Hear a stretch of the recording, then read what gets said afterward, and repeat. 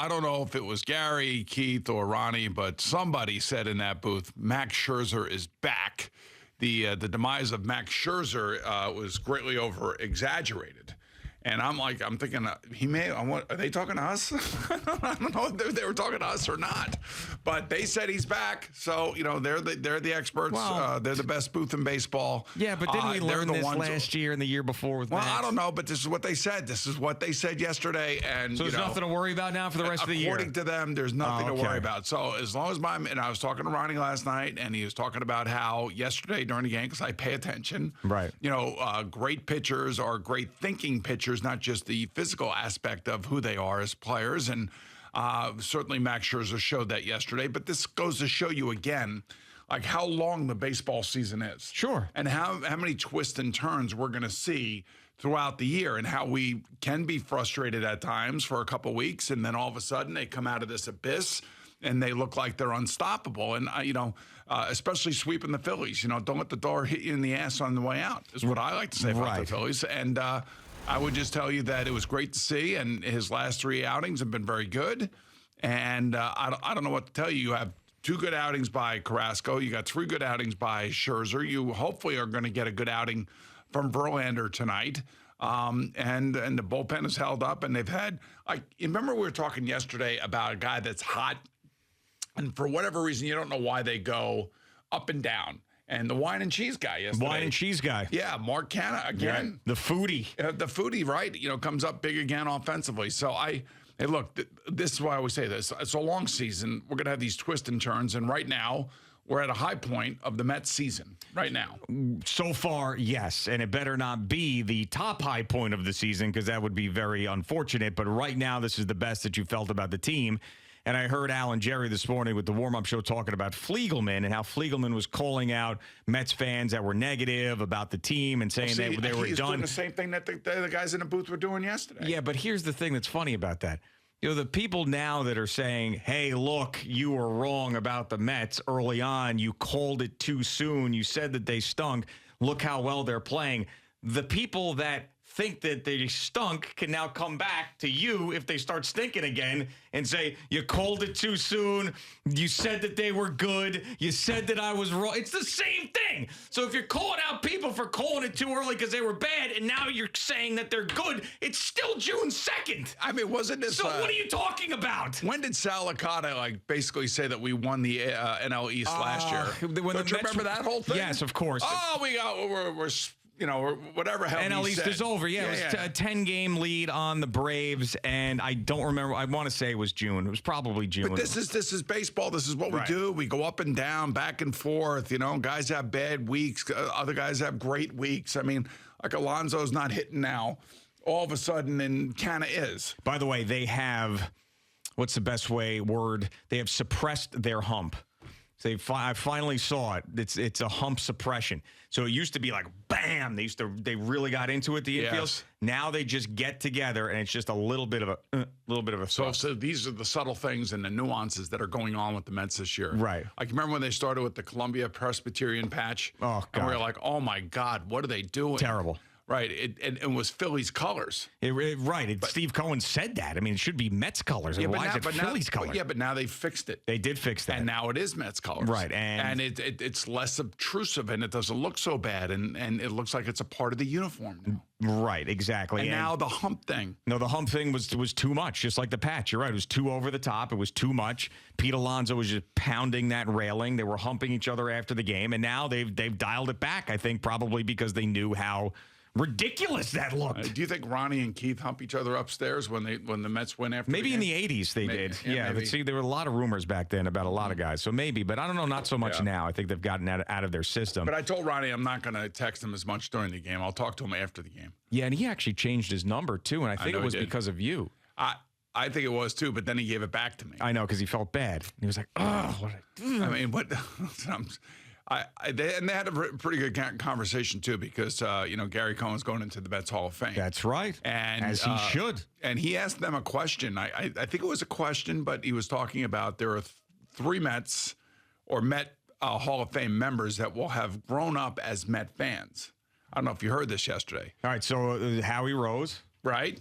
Gary Cohen, right, and one more. And he's a good friend of the show and a good friend of us. And we see him around every now and again. And, you know, he kind of left you hanging somewhere. He left me hanging somewhere. Yeah. Left me hanging somewhere. I think Sag Harbor. Oh, Johnny Franco. Johnny Franco, yeah. Yeah, that's right. Johnny Franco did do that, which was one of the funniest moments ever because here's John Franco, you know, one of the more recognizable Mets of his time during that time. St. John's guy, New York guy. He's in Sag Harbor. And a Mets fan. Right, sure. But he had like the hat on. Right. And he pulled it down. And somebody recognized Somebody you. recognized me over him, and then he left me high and dry with his baguette. I'll never forget that. Yeah, he took his baguettes and went home. Right, he had a bag of baguettes, and then he just goes, "Whoop, see ya!" Guy goes, "Hey, gee, I love the show." And it was like the Roadrunner. He took off in a cloud of dust. He was out of there. How about Johnny Franco just living up to the stereotype of being, you know, the Italian guy in Sag Harbor walking around with baguettes? Bread, yeah, with walking around with Italian loaves of Italian That's bread. Unbelievable. Yeah, he's like, I'm gonna go home, make some sauce. You know, me and Ro, we're gonna have a little bit of dinner. Yeah, so congratulations, you know, to Gary and everybody else. And it is actually a feel-good Friday because of what happened with the Phillies, at least for us Met fans. And if you're a Yankee fan, now here come the reinforcements. Yeah. And I love Maybe. what I know. I do love what Aaron Boone said. He goes, you know, the last time I guess the Yankees and Dodgers played in Chavez Ravine. Yeah, not Sanchez Ravine. Right, Al. You know, they had to wear those dopey player uniforms. Oh, that's right. Remember that? That was so dumb. Yes. Oh, I remember having these conversations about that. You're right. I totally forgot about that. And Aaron, somebody brought it up. I don't think he brought that up specifically. Yeah. Somebody brought it up, maybe to him. I'm not sure, but they were talking about. He was talking about how they have 2 4:00 games out there, which is great for us because we were talking about that because we'll be able to watch them.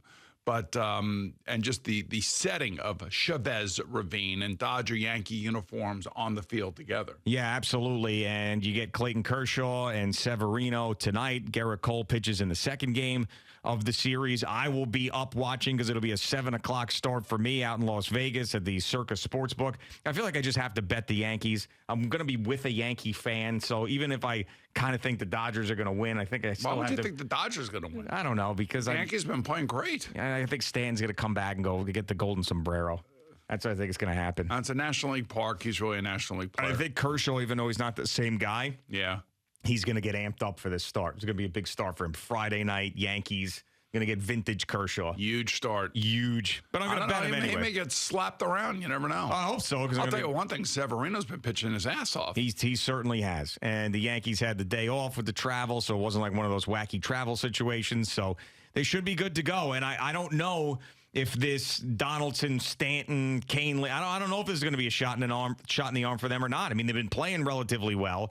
We've talked about how Stanton takes a while to get going offensively when he comes off his 6-week his annual IL stint, one of probably 2 or 3 throughout the year.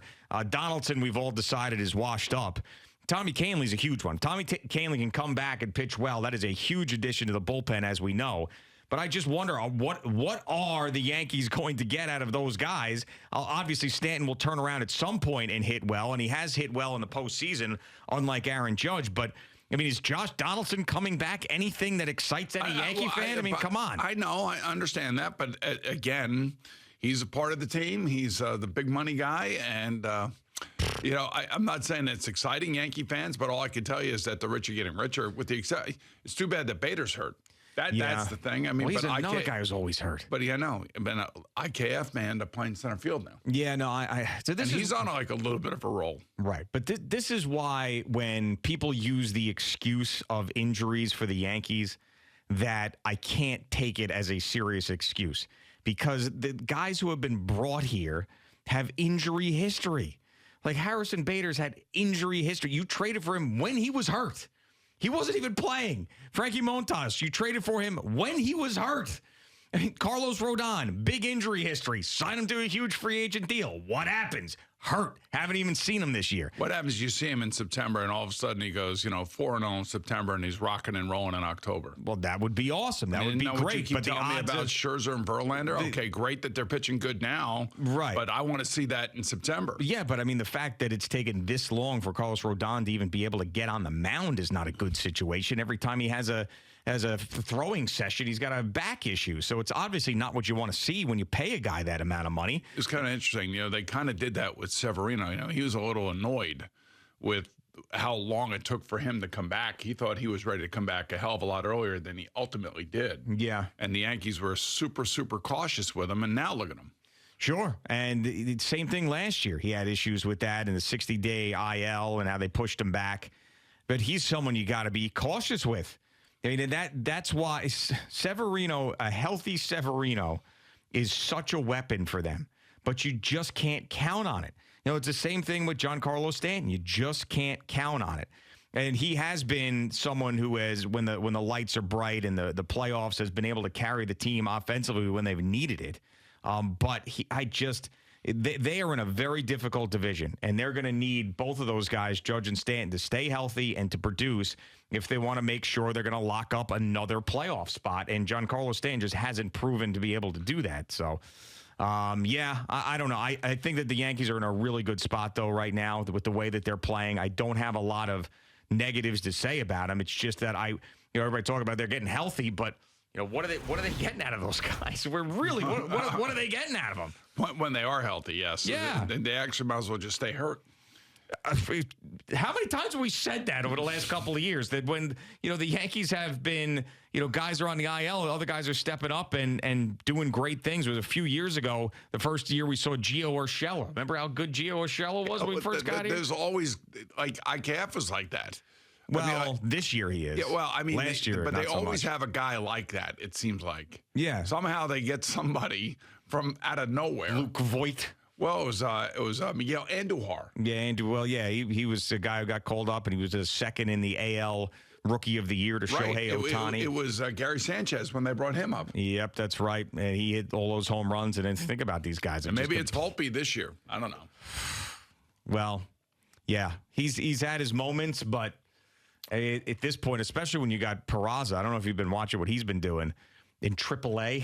But there's been I haven't been watching. There's been some AAA. I'm sorry. I don't know if you've got a little. You've been looking at those splits again. I've not been looking at the splits, but there's a lot of how do you say groundswell? There's a groundswell. There's a groundswell that's going on. Okay. With Peraza and how well he is playing, and Volpe not exactly being the offensive shortstop that they were looking for coming out of spring. It's been a little bit of talk, a little bit of chatter. Little chatter. Okay. You know me, I've always got my ear to the ground when it comes to baseball. I know that, but I can't. I don't see that happening anytime soon. Do you? I don't. As long as the team is winning. Yes. I mean, I think that one of the reasons why the Mets ended up calling up those guys was not just because of injury, but it was with Alvarez maybe, but they also needed a shot in the arm. They needed it because the team was losing. They were under 500. And we'll see what happens because Francisco Alvarez will not get sent down now. He's proven himself. But there is another scenario where when Navarez comes back, if they carry three catchers, that they send Vientos down as opposed to DFAing Vogelback, and that would cause almost major groundswell, almost as much panic and anger and whatever as sending Alvarez down would. Thanks so much for watching the video. Please like and subscribe. And don't forget to hit the bell so you're notified when we're dropping new content.